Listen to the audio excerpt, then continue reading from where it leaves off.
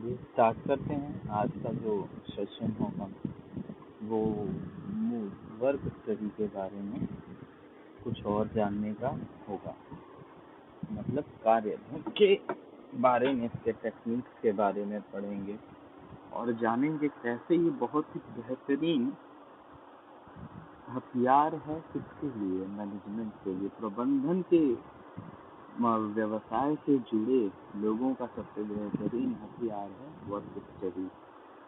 आगे देखेंगे। इसके अलावा आज हम पढ़ेंगे कि किसी भी कार्य अध्ययनकर्ता के क्या आवश्यक गुण होने चाहिए, क्या एसेंशियल क्वालिटीज होना चाहिए वर्क स्टडी करने वाले पर्सन को। उसके अलावा कार्य अध्ययन के दौरान ली जाने वाली सावधानियों के बारे में भी हम पढ़ेंगे।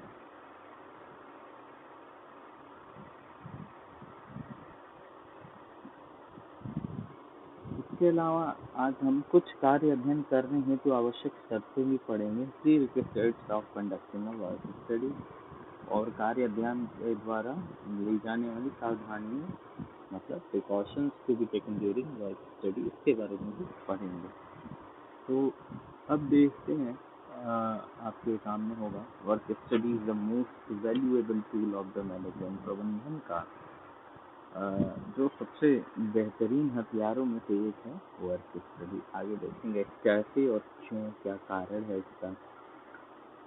Because it is direct means of improving productivity of the system involving very less or no cost. अब इसको समझेंगे। आप पहले इतने सारे उदाहरण देख चुके हैं कि क्यों प्रोडक्टिविटी वर्क स्टडी से बढ़ती। हम पहले ही दिखा चुके हैं कि वर्क स्टडी क्या करता है, छोटे छोटे भागों में तोड़ करके आपके कार्यों का विश्लेषण करता है, स्टडी करता है, उसके बाद उन्हें कम से कम लागत पर अधिक प्रभावशाली बनाने के लिए पुनर्व्यवस्थापित करता है। तो आप देख सकते हैं वेरी लेस और नो कॉस्ट जो इसमें लिखा है वो एकदम सुटेबल है कि हाँ ऐसा सही है कि इसमें ज़्यादा कॉस्ट नहीं लगता। अब सोचने का क्या कॉस्ट लगेगा, किसी एक वर्क स्टडी के लिए हम किसी एक मैनेजर को रख देंगे कि वो करेगा वो काम। अब वर्क स्टडी में करना क्या होगा, वो किसी भी काम को बस देखेगा, उसके एनालाइज करेगा, उसके बाद उसकी खामियों को बताएगा, खामियों को बताने के अलावा नया तरीका सजेस्ट करेगा जिसमें कितना पैसा लग सकता है, बहुत कम या फिर लगेगा भी तो बहुत ज़्यादा नहीं लगेगा, या तो एकदम नहीं लगेगा, नहीं तो कुछ कम लगेगा। इसका इनडायरेक्ट इफेक्ट क्या आएगा, प्रोडक्टिविटी जो है वो सिस्टम की क्या होगी, बढ़ जाएगी, प्रोडक्टिविटी आराम से बढ़ जाएगी। तो जो पहला स्टेटमेंट लिखा हुआ है वो एकदम सही है। अब दूसरे पे देखते हैं। Because it provides most accurate means of setting standard of performance which are helpful in the process of production planning and control.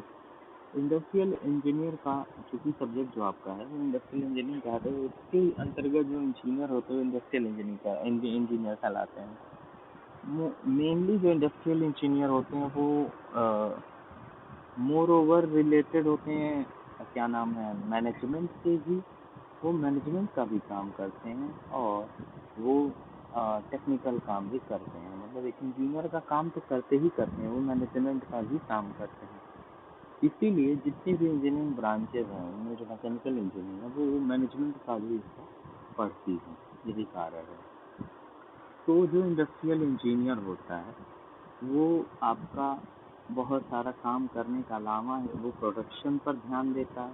Production mainly technical काम है, फिर प्लानिंग करता है उस प्रोडक्शन की, और तो कंट्रोल भी करता है। कंट्रोल का मतलब ये है कि वो ये देखता भी है कि जो काम हम असाइन कर रहे हैं वो काम सही से हो रहा है कि नहीं, और जो काम उसे करना उसकी प्लानिंग भी कौन करता है, इंडस्ट्रियल इंजीनियर करता है। तो ये सारे चीज़ों को करने के लिए जो वर्क स्टडी है वो एक बेहतरीन तकनीक है। अब करता क्या वर्क स्टडी में, मैंने आपको बताया था कि एक स्टैंडर्ड ऑफ परफॉर्मेंस को सेट करना हो। स्टैंडर्ड ऑफ परफॉर्मेंस का मतलब ये है कि या तो मेथड स्टडी का इस्तेमाल करके हमें ये पता लगा कि कौन सा मेथड सही है या फिर कौन सा मेथड अच्छा है। तो हम देख सकते हैं कि या फिर मेथड स्टडी से क्या बात पता चलेगी? मेथड स्टडी से हमको ये पता चलेगा, मेथड स्टडी दो तकनीक होते थे, एक मेथड स्टडी और एक वर्क मेजरमेंट। ये दोनों टेक्निक हैं। मेथड स्टडी क्या करेगा? मेथड स्टडी जो है वो ये बताएगा कि बेस्ट मेथड, क्या बताएगा? बेस्ट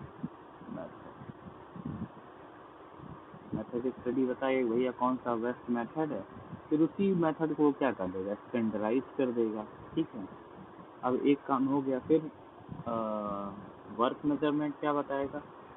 स्टैंडर्ड टाइम बताएगा वर्क मेजरमेंट से।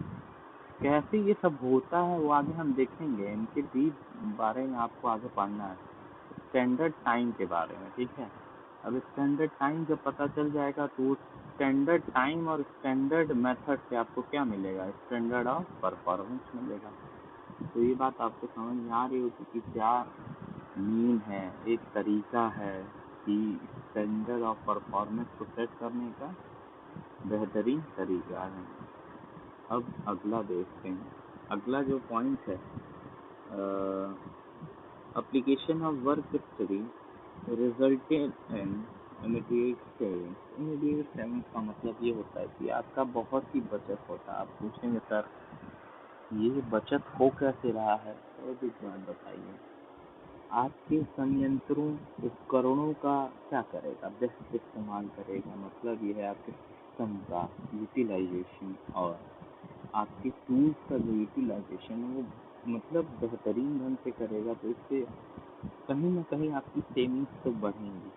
उसके बाद मानव प्रयासों को अच्छा इस्तेमाल करेगा। मानव प्रयास का मतलब होता है कि जो लेबर का यूज है या फिर मैन फोर्स है उसको क्या करेगा? बेहतरीन तरीके से इस्तेमाल करेगा, तो भी आपका बचत ही हो रहा है। मान लीजिए आपको आवश्यकता थी चार की, आपने रख रखी थी 6, क्या लेबर, ठीक है, लेकिन आपको पता चला कि आपका 4 लेबर से ही काम हो सकता है, आपने ध्यान नहीं दिया था, तो उसको अगर आप रिमूव कर देंगे तो आपका बचत होगा। उसके बाद आप छोटे छोटे जो भी अनप्रोडक्टिव वर्क हैं, अनप्रोडक्टिव टाइम है, उन सबको रिड्यूस करते हैं वर्क स्टडी में, तो इनडायरेक्टली वो आपका बहुत सारा सेविंग कराता है। तो आप यहाँ से देख सकते हैं कि जो मैनेजमेंट का टूल है ये वर्क स्टडी, ये बहुत ही फायदेमंद है। इससे अब हम देखेंगे कि इसेंशियल क्वालिटीज क्या होते हैं वर्क स्टडी करने वाले पर्सन की, और प्रिकॉशन कौन कौन से लेंगे हम जब वर्क स्टडी करेंगे।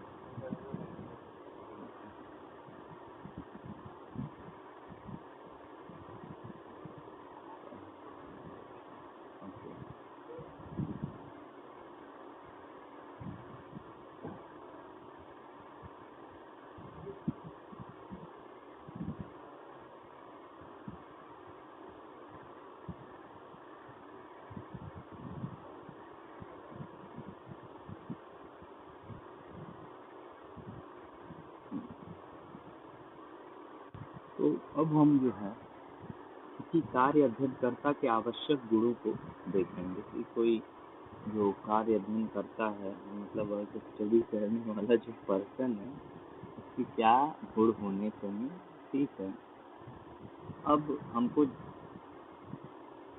जो कार्य अध्ययन करने वाला व्यक्ति है, ठीक है, उसका टेक्निकल नॉलेज तो बेस्ट होना ही चाहिए। टेक्निकल नॉलेज का मतलब ये है कि मान लो मैकेनिकल इंजीनियर है तो उसको मैकेनिकल इंजीनियरिंग का लगभग चीज़ सब समझ में आना चाहिए। ऐसा नहीं कि वो काम मैकेनिकल इंजीनियर का है और उसे मैकेनिकल इंजीनियरिंग में बहुत सी चीज़ें नहीं आती, प्लेट के बारे में नहीं पता है, उसको फ्लो टाइम क्या होता है, उसका ऑपरेशन रिसर्च के बारे में नहीं पता है, उसको प्लांट लेआउट के बारे में नहीं पता। ये सब अगर नहीं पता है तो उसको दिक्कत होगी। ठीक है, तो एक जो व्यक्ति कर रहा है वर्क स्टडी उसका टेक्निकल नॉलेज अच्छा होना चाहिए, ये तो रिक्वायरमेंट है ही। उसके अलावा बहुत सारी रिक्वायरमेंट होती हैं, जैसे कि आप देख सकते हैं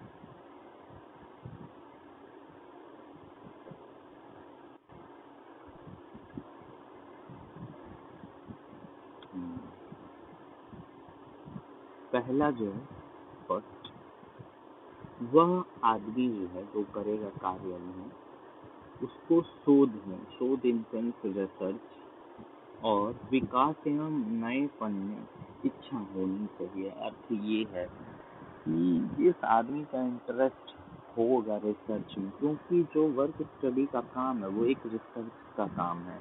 आप कहेंगे कैसे, तो आप ये समझ लीजिए कि आपको इस बात का पता लगाना है, इस पर रिसर्च करना है कि जो गिवन मेथड या वर्क है वो अच्छा है, क्या क्या खामियां हैं और उसमें क्या क्या सुधार करने और कौन सा नया तरीका अपना के उसमें सुधार किया जा सकता है। ये सब बातें उसी इंसान से हो पाएंगी जिसको रिसर्च में बहुत इंटरेस्ट है। तो ये रिसर्च का काम है और उसको डेवलपमेंट मतलब विकास भी करने का मन होना चाहिए। उसके अलावा इनोवेशन को समझता हो।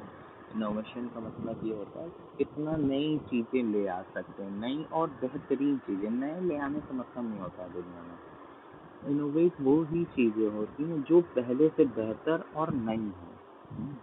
तो ये पहली जो क्वालिटी थी, गुण था किसी भी कार्य अध्ययन करने वाले व्यक्ति की। चलिए अब जो दूसरा है वह तकनीकी ज्ञान से परिपूर्ण एवं अनुभवी होना चाहिए। अब मैंने पहले ही बता चुका हूँ कि मान लीजिए आपको प्लांट लेआउट डिजाइन करना है, ठीक है।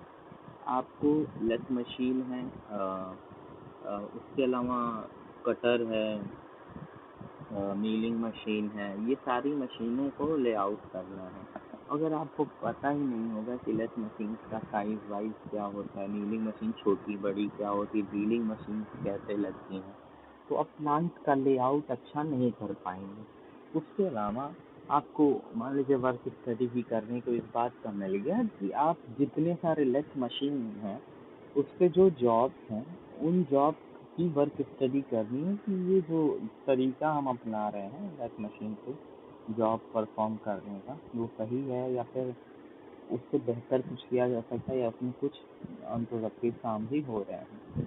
तो अगर उस इंसान को टेक्निकल नॉलेज नहीं होगा, तकनीकी ज्ञान नहीं होगा तो उसको दिक्कत आएगी। दूसरी बात ये लिखिए कि अनुभवी होना चाहिए। अनुभवी का अर्थ ये है कि अगर एक्सपीरियंस बहुत ज़्यादा नहीं है तो एक्सपीरियंस आप जानते हैं कि एक्सपीरियंस मेक्स मैटर, तो इसलिए आपको एक्सपीरियंस नहीं रहेगा तो आप वो काम और बेहतरीन से नहीं कर पाएंगे। अगर रहेगा तो आप जानते हैं वो काम और अच्छे से कर सकते हैं। चलिए अब जो दूसरा पॉइंट है, सॉरी तीसरा, वो ये कहता है कि वह इंसान सत्य, निष्ठा एवं कर्म में विश्वास रखने वाला होना चाहिए। वह वो ट्रुथ के प्रति डेडिकेटेड होना चाहिए, ट्रुथ को फॉलो करने वाला होना चाहिए और वर्क मैन इन एक्शन होना चाहिए, मतलब कर्म में विश्वास रखने वाला चाहिए। ये तो बात थी तीसरे की। चौथा पॉइंट ये कहता है कि वो इंसान परिश्रमी होना चाहिए। ऐसा नहीं है कि कोई आदमी वर्क स्टडी करने निकला और उसको काम करने का मन ही ना करे, क्योंकि जो वर्क स्टडी है वो बहुत ही संजीदा काम है, मतलब थोड़ा सा टाइम टेकिंग है, आपको धैर्य चाहिए, इसलिए परिश्रमी होना बहुत जरूरी है। उसके अलावा प्रयत्नशील होना चाहिए, नहीं कि एक मेथड पता चला कि ये उतना बेहतर नहीं है, अब उस पर काम करने का उसे मन ही नहीं है, तो प्रयत्नशील, उसको दूसरा खोजते रहना चाहिए सॉल्यूशन को। आत्मविश्वासी या कहें तो सेल्फ कॉन्फिडेंट होना चाहिए। ये तो जाहिर सी बात है कि किसी भी आदमी में ये होना ही चाहिए अगर वो एक इंडस्ट्री में है। उसके अलावा व्यवहार कुशल, चतुर, हंसमुख तथा आकर्षक व्यक्तित्व होना चाहिए। तो जो वर्क स्टडी करने वाले